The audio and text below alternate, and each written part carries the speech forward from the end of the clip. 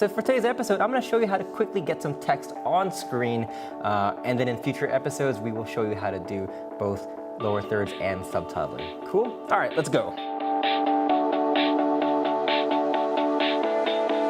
Okay, let's get started. So, as long as you have a video in your timeline, we're ready to go. First step, click on Title, New Title, Default Still.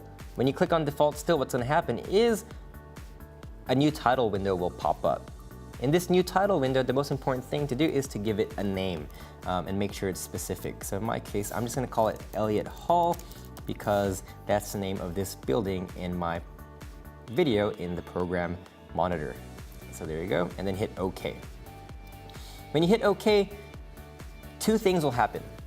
The most obvious thing that will happen is this window, which is known as the title designer, will show up.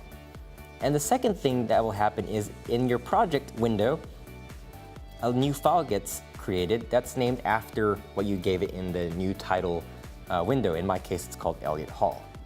All right, cool. So here in the title designer, I just want to point out two things.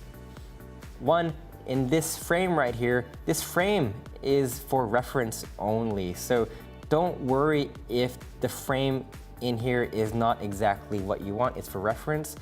When you put text on screen, it's not going to put text on that specific frame. It's just for reference. So if I move the playhead in the timeline, it's just showing me what's in my timeline. The second thing to note, which is very important, are these boxes in that frame. These boxes is known as the title safe or the TV safe or the safe area. What you want to have happen is you want to make sure that your text on screen is placed inside the innermost box. If you don't do that, what might happen is your text might not show up on your viewer's screen or monitor. So these boxes are there for guidance. All right? So for example, if you put text down here and someone is watching your video on YouTube, then there's a chance that, say for example, the YouTube's playback controls might hide your text. All right, so making sure that you put your text up here inside the innermost box helps in knowing if you're gonna have it covered by accident or not. So let's put some text on screen. What you need to do first is make sure that the type tool is selected. So go ahead and click that. And then the next step, you want to click on where you want to place your text. So in my case, I'm gonna put it over here, just for fun, right? So I'll click there. And then your next step is to start typing. So in this case, I'll just call it Elliott Hall. Right? Now, if you're not happy with the positioning, you can click the selection tool up here, and you can click and drag that to a new position. So if you want it over here, you can do that. Or if you want it over here, you can do that. Right? Or if you want to put it back, you can do that as well.